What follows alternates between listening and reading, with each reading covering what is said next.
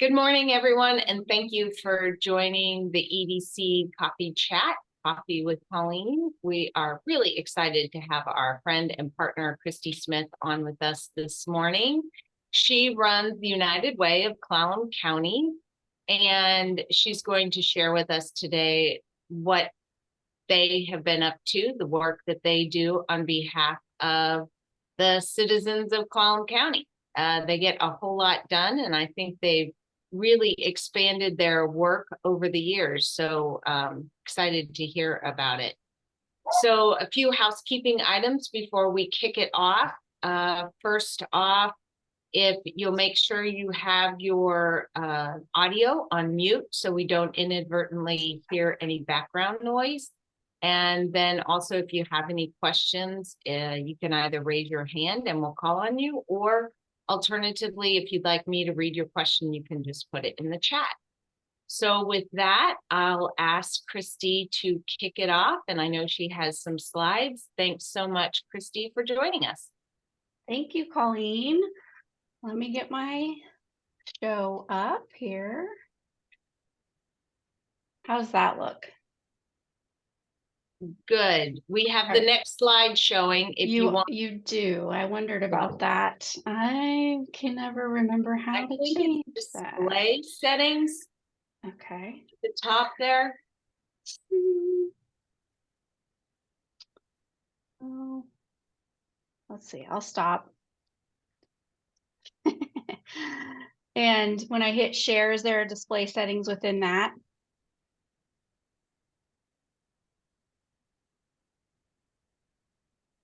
Still doing it, isn't it? There we go. No, that looks better. Oh, it does? Oh, okay, cool. Good.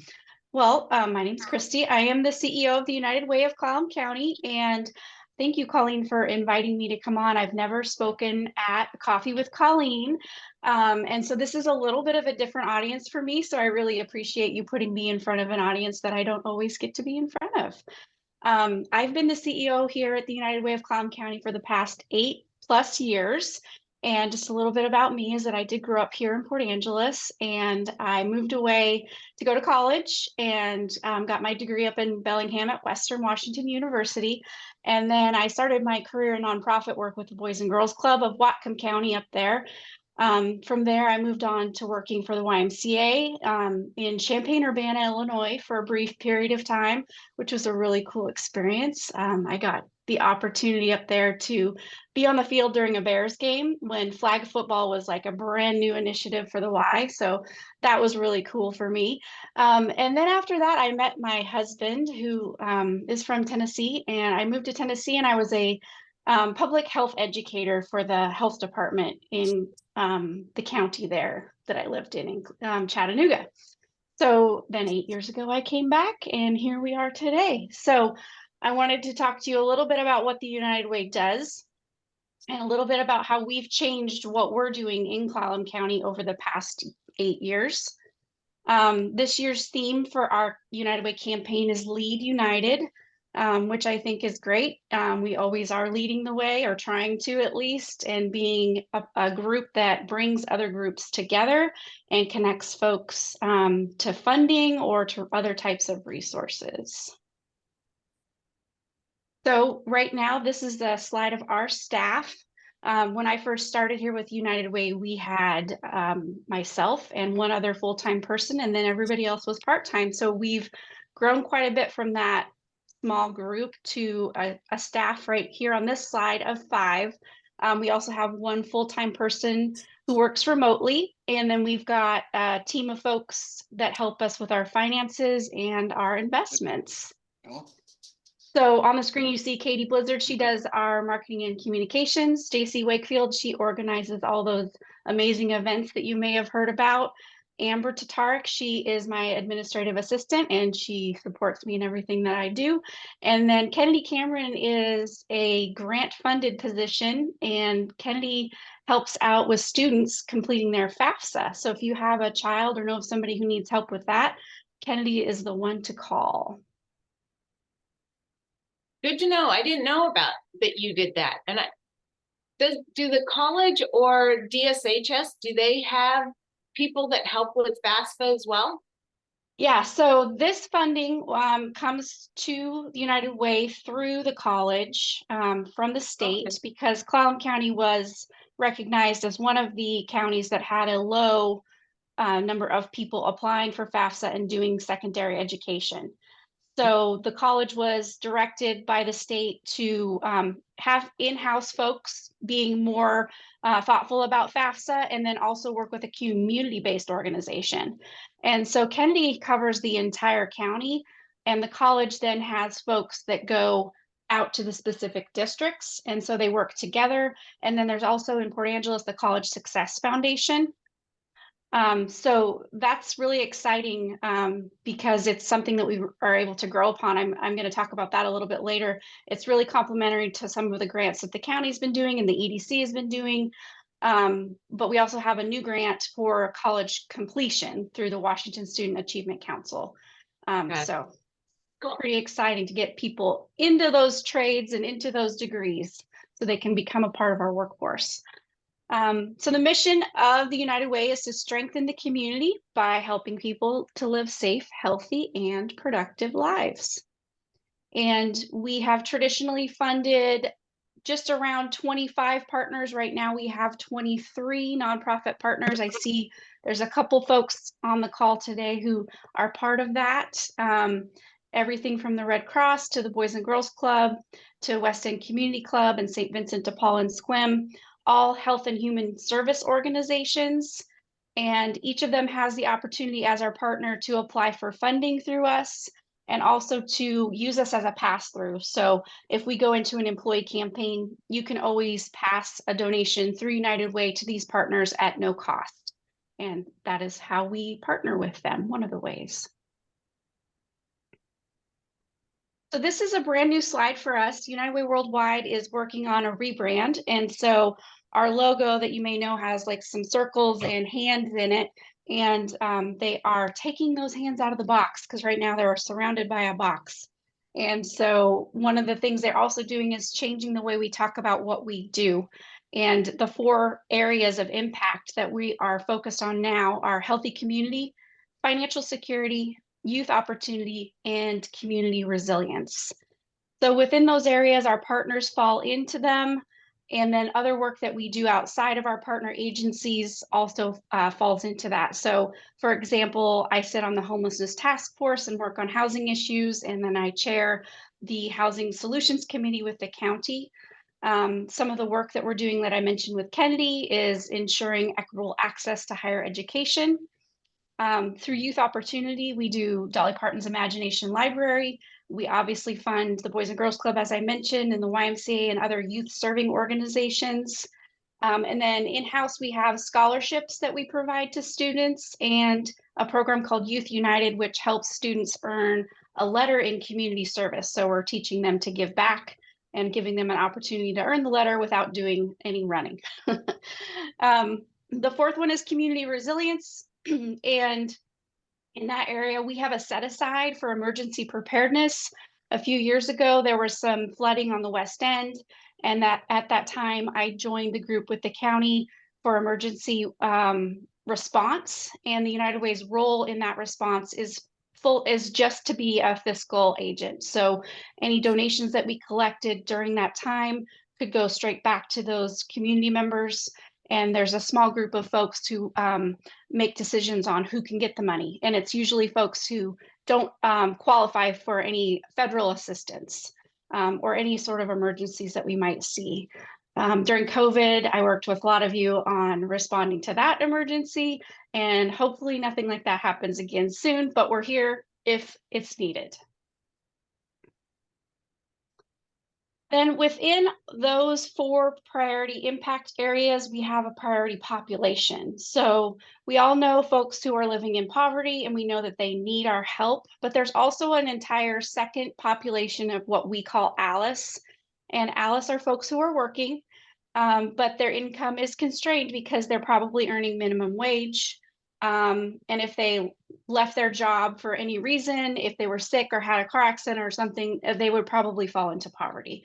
So we want to try to avoid that from happening. And from the research that United Way Worldwide has done, we know those folks are more likely to be people of color and they're more likely to be part of our underserved populations. And in Clallam County, they're more likely to live in the most remote parts. So the West End, as you probably guessed. You know, Christy, when we have Dan Underwood, PhD economist, who works on our staff, and we did a lot of research, and based on the really high rental rates today, in order to have a wage that covers all of your expenses, you need to be making about $26 an hour and have 40 hours per week of employment. And that's just really a high bar.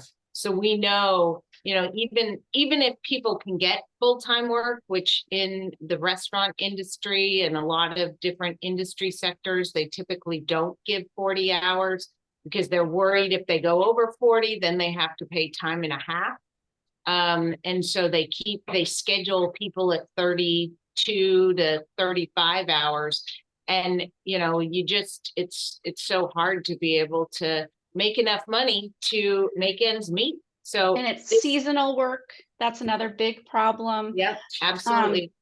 So these folks are the ones that we're targeting with all those different grants we've been getting to try to get them skilled up if possible, and into a career that will help them avoid poverty. But also, along with what you're saying, Colleen, childcare, that's ridiculous when you look at the data for that, of how much money someone has to make to pay for an infant to be in childcare. And as we know, the first problem is finding that spot for the infant. The same with housing, it's finding that place for someone to live. So a lot of work to do in the Alice community, and unfortunately in Clallam County, our populations are worse than the state average for most of these things. Yeah. So how do we do some of this work? Last year, our campaign raised $649,000, and that came from individuals, from corporate donations and events. And then we also had quite a bit of in-kind gifts. So that's when someone gives us an item for a silent auction, or they volunteer their time as a photographer at an event. So those things are invaluable to us because we would have to pay for them otherwise. So that's why we put it on the slide. That's just one of the ways that we raise money during the year. The money goes into basically 4 different places when you give through the campaign. It can go in the community care fund, which goes straight back to those nonprofit partners through grants. You can allocate it directly to a partner. You could also choose to give it to any nonprofit in the world through United Way, and that one we do take a 10% fee. And then we create grants. So those are the ways that the money gets back into the community. As I mentioned earlier, these are some of the bigger things that we've been doing recently. Our emergency preparedness fund is ready, poised to help if needed. Dolly Parton's Imagination Library is a lot of fun. We partner with North Olympic Library for that. Any child from birth through 5 can sign up for the program for free, and they get 1 book a month mailed to their home. It's a great way to get kids interested in reading and ready for kindergarten. Right now, there's just under 1,400 children enrolled in Clallam County, and we won't tell anyone no. So if you know anybody in that age group, please encourage them to call us or to go to their local library to sign up. And then recently, we've been working closely with Peninsula College's early childhood education program to make sure that the students who are enrolled there don't drop out. And we've created a fund that Anna King, the director, has discretion to use for whatever is needed for a student who might be at risk of leaving the program. That can also be used for someone who just needs a recertification. And it can be used for someone who's actually not even at the college. So if they're an employee of the YMCA or another childcare center, Anna will work with them, and we use a different nonprofit partner to pay for that.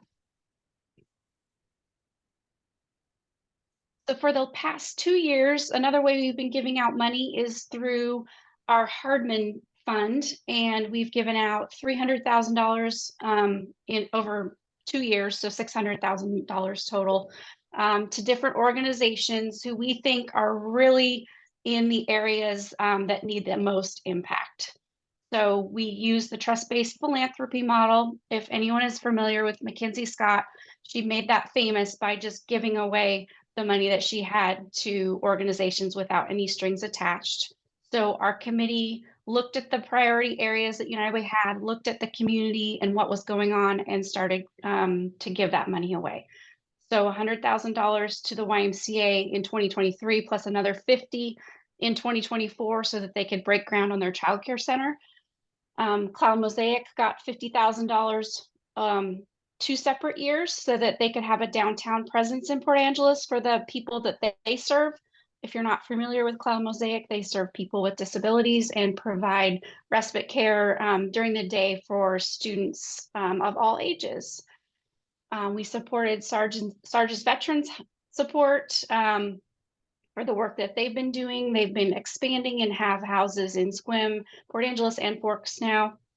Habitat for Humanity, we gave them $50,000, and then $50,000 to the Sequim Health and Housing Collaborative, which is a group of folks, including the Sequim Food Bank, Peninsula Behavioral Health, Healthy Families, and the Sequim Free Clinic in 2023, so that they could have more funding to give away to their clients. Recently, St. Vincent de Paul has been added to that collective. And then in 2024, Forks Community Food Bank received some funding. They've been remodeling their facility out on the West End. Mariposa House also needed some money to put a new roof on a property that they house people in. St. Andrew's Place is the only nonprofit in Clallam County that takes seniors in, and it's a fully assisted living facility. And the money we gave them was to help with their fire suppression system, which was outdated. St. Vincent de Paul, if you don't know them, they're probably the #1 place that we refer folks to because they have such an easy way to give away money. Or they don't just give it away. They are very thoughtful about it. And it's unrestricted is what I'm saying. A lot of times when people need services, there's restrictions. Are you single? Are you abused? Are you a family? And St. Vincent meets their neighbors where they are and finds out what they can do to help them. And oftentimes they literally are at the gas station with them, putting gas in the tank. And so we think that that's a really invaluable service. So Christy, my dad volunteers at St. Vincent de Paul when he works a week, he says it's usually about a 60-hour week, and he does that every 3 weeks. And so, yeah, I've heard a lot of stories, and I think for him, he kind of meets these people, and he also treats them kind of like he's their dad, like, okay, let's look at your budget and how are you spending your money? And, like the way he would try to educate me when I was younger and, not necessarily spending my money wisely. And they're a really incredible group of volunteers, that the amount of time that they spend doing that and actually doing home visiting. It's starting to get to the point where some of those volunteers probably should have a backup plan with the home visiting so that they're safe. Yeah. Because as they tell me, they're a bunch of 70-year-olds. Yep. But we really value what they do for our community. And not only do they do that caring, compassionate work, they record incredible data. So they've got this whole system where they're tracking these folks, and it's really quite impressive. They also recently got a grant that wasn't just for their local chapter in Sequim, but for the whole region through the First Fed Foundation. So a number of different chapters will be sharing some First Fed money. So and 100% of the money that they receive goes out into the community, because they're all 100% volunteers. So it's a great organization. It really is. Yeah. And they serve anyone. Yeah. They don't turn anybody away. So how do we do this? How do we give all this money away? We, as I mentioned, have employee giving campaigns, Olympic Medical Center, Jamestown's Clallam Tribe, the school districts, smaller shops like POE, Lakeside Industries. We go in and we ask folks to give a little bit of their money through payroll deduction. It comes to us in small bits over time. And then we are able to give that money back out to our partners. A lot of people can't afford to just hand us $500. But this way you can do it a little bit at a time, and it makes giving back to your community a little bit easier. Some of the pictures that you see are different employee groups at events that we've had. So if you're familiar with United Way, employee campaigns were their bread and butter, as they say. It was the thing that they did that was different than everyone else. And they did it that way for a really long time. With the digital age, there's so many other ways to donate that United Way had to be nimble and had to try to change what they were doing so that they wouldn't become obsolete. So each United Way is different in how they've decided to do that. Some United Ways are still fortunate that they live in they are in communities that have very large corporate partners. And some United Ways, like especially in the South, it's just a different type of a tradition than it is here. The other thing that is up against us, and it's up against, I think, the workforce as well, is the aging population of workers. So someone who retired in the last 5 years had a lot more money that was flexible. Their kids were done with school. They maybe paid for their house already. They could give money. The next generation right now is struggling to make ends meet. And so it's really hard for them to give through an employee campaign. So we started to diversify what we were doing. In addition to these being employee groups on the screen, they're also at events, and that's something different and new for United Way. So for the past 3 years, particularly, JC, our development director, has elevated the events that we do.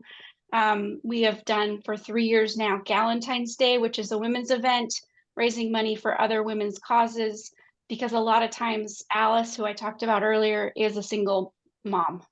And so this event really reaches the heartstrings and the purse strings of the folks who attend. And that's probably our most successful, largest event that we sell out every year. We also do a campaign kickoff. Last year, it was a Seahawks watch party. This year, we're going to go back to what we were doing before, and that's a brunch and learn. So we'll bring in a guest speaker, a motivational speaker or something like that, and have a brunch to kick off another fundraising year. And then at the end of the year, we've been hosting a prom, which is a lot of fun because you can dress up in theme or not, raise money for a good cause, and celebrate the people who helped us throughout the year. We also have, for the past, since COVID, done, I think this was our 4th year for Hike United. It's a virtual hike-a-thon. You can go out and hike, take pictures, and win prizes, but you can also have folks give you money to do those things. So kind of like a jog-a-thon or a walk-a-thon. This is a slide just showing the successful Women United events, bringing folks together at different times of year to have learning opportunities, connection opportunities. It's a really fun group. Everyone seems to really love our Women United events. And we've partnered with the Chambers of Commerce for that, because a lot of these are women-owned businesses or people who represent women-owned businesses. And so some of you may know that another way we diversified our income was by becoming a property owner and a landlord. We had our open house yesterday for the property at 319 South Peabody, and we purchased this building, which was formerly Lindbergh Architects. And we were able to use some unrestricted gifts that we were given through an estate. And that meant that we weren't holding a loan for the property. Inside this building, we currently have our own offices, and then we are sharing with Peninsula Dispute Resolution Center, who pay us rent, and the North Olympic Land Trust, who also pay us rent. And since we don't have a loan on the property, the rent money goes straight back into what we're able to give to the community. So that is just a new way that we've diversified. That's really terrific. Yeah, and if you didn't make it, please stop by and we'll give you a tour. It's also really great to have other nonprofits to be like, hey, can I ask you a question? So I wanted to highlight our Hike United because it is the event that we're doing right now. It's a lot of fun. From July 1st to August 2nd, you can sign up, or I mean, you can participate. The signups end on the end of June. It's $40. You'll get a t-shirt and a sticker. If you don't want a t-shirt, you can get a bandana, or you could have your dog wear a bandana, or your child. And then we're doing an extra mile challenge where people are donating back for different hiking feats. So people are, pledging money for other hikers. If you need more information on that, let me know. Another event that you should save the date for is Project 10, and this is a Women United event. It will be in partnership with the Esquim Dungeness Valley Chamber of Commerce, August 8th at Guy Cole, and it is a clothing swap for a good cause. So we're asking you to pay $10 to give us 10 of your best items that might be great for someone who's going out into the world looking for a job, or who needs more clothes for work. And then if you pay $10, you can take home 10 things. If you don't want to take home 10 things, you can use that money to sponsor someone who couldn't afford it. And we've been working with our partner agencies who might have clients who would need that free pass in so that they can get some of the clothes. If we are unable to give away all of the clothes that we have, we'll be giving those back to various clothing closets across Clallam County so that those clothes can be put to a good use. Which entities do you give those to? Right now, we've been talking with in Port Angeles, there's a clothing closet at the Methodist Church. And then there are in Port Angeles also, there is a consignment shop on 5th Street, and the name is escaping me right now, but we have an account set up there where anything that we donate we don't want the money for it. So she calculates the value that she might have gotten for the cost or whatever people pay her, and then that's stuff that she can give away. Got it. I'm not sure who will be working within Esquim, but JC will be finding someone else in Esquim. In Forks, there's a really good program that Rod likes a lot as well. And I think I know who it is. There's a Windfall in Esquim, I think is one of them. Is that maybe it?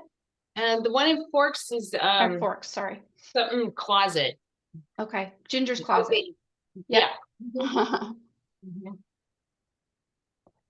So these are a couple slides I dropped in there just to show you the success. These students went to summer camp to learn about being a college student. So they're high school kids last summer who spent all day at the college, and they helped them learn what it was like to be a student. With this program, it's been going on for 2 years. We've reached thousands of teenagers and parents across the entire county through workshops and one-on-one events, presentations. It's just been really a joy to see these students go on, because a lot of times we end up seeing them at Peninsula College at an awards ceremony, or seeing them on social media because they've been successful. So that's been a joy. And then these are some students from Port Angeles High School who got their letter in community service. It's in partnership with AmeriCorps, but it's at all of the school districts in Clallam County. Each school gets to do it a little bit differently, but they need to give a certain number of hours in order to achieve their letter. And last year there was almost 1,000 hours completed by these students. So that's pretty impressive. And then we also do the scholarships that we have in our Clallam Community Foundation. So $35,000 typically in a year. Interestingly, our scholarships are mostly on the West End. There's a large amount through the whole family that we do in Forks and Clallam Bay and Nia Bay. And then we have the Monroe Family Foundation that's only for Clallam Bay. And then we have a third scholarship that is only for Native American students. So a lot of our scholarships end up going to the West End, but we do have a number of them at Port Angeles High School as well. And one specific to art with Peninsula College students. Colleen, I was supposed to take up 30 minutes. I think I did okay. Great. You had up This to an is hour. the end. What else did I not talk about? Because I know there's a lot more that I'm doing that I didn't have a slide for. Well, it's really, I especially love the work you're doing in the workforce development side and the career progression. That's so critically important to our overall economy and obviously to those individuals as well.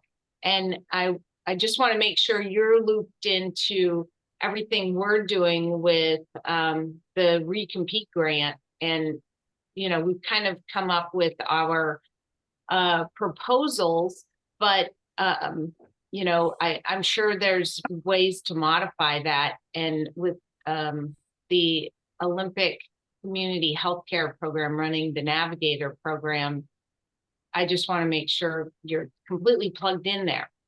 Yeah, there's a lot that we are doing that is complementary to the Recompete work. So don't forget that we're here and see if it's a good fit for us to help you out. Right. There was another program that I recently learned about because we're working with West Sound STEM also on a lot of this. And I'm trying to see if I can find the name of it. It was brand new to me. And I mentioned it to Commissioner French, but the Workforce Innovation Opportunity Act funding. Yeah, we owe. Yep. So the thing that I was surprised about that in King County, they used some of their money to do a basic income, which, you know, kind of fills the gap when we're talking about childcare workers and things like that. It's really hard to pay them more than minimum wage, but and make money in your business. So I didn't know if that was something that our county had thought about. Well, it's really controlled by Kitsap County. The WIOA program. I serve on the Olympic Workforce Development Council that oversees that that program for our workforce development area, which is Kitsap County, Jefferson, and Clallam. And with Kitsap County having 280,000 or so population, and we're at 76, 78, and Jefferson's at 32.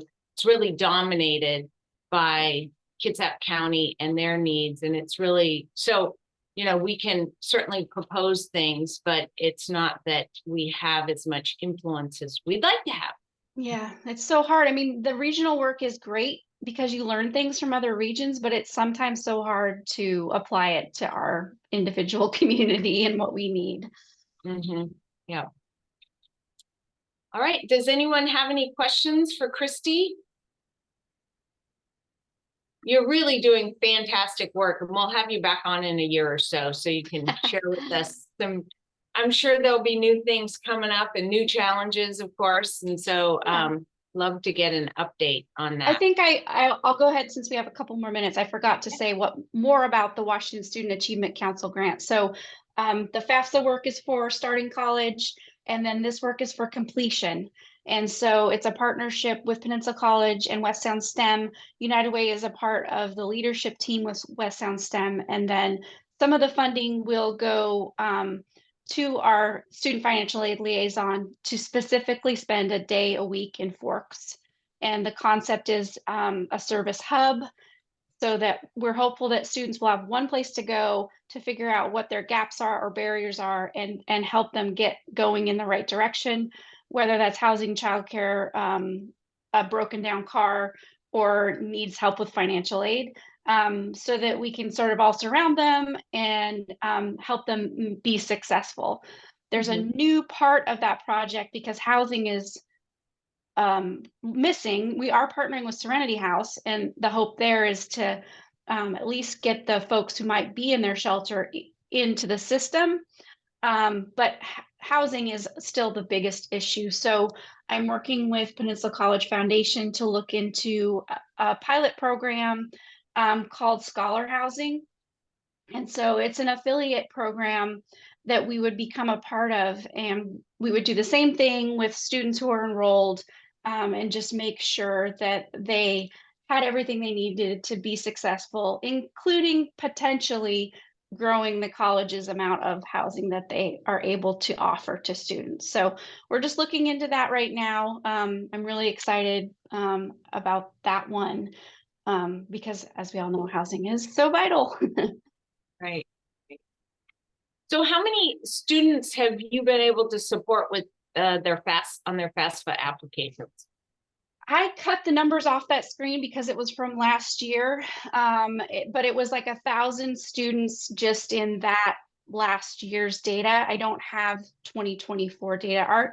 Our budget year is April 1st to March 31st, so it's really weird. And then the grant year is June to July. So I said thousands because I know that Kennedy has been reaching the same, if not more, students this year, and then partnering with the folks who do the same work at the college.